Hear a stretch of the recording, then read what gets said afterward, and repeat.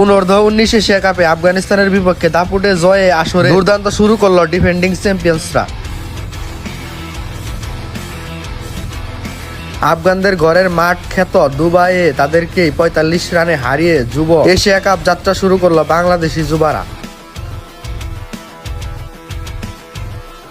শুরুতে আগে ব্যাটিং করে নির্দিষ্ট ৫০ ওভারে ৯ উইকেট হারিয়ে ২২৮ রান করে বাংলাদেশের যুবরা।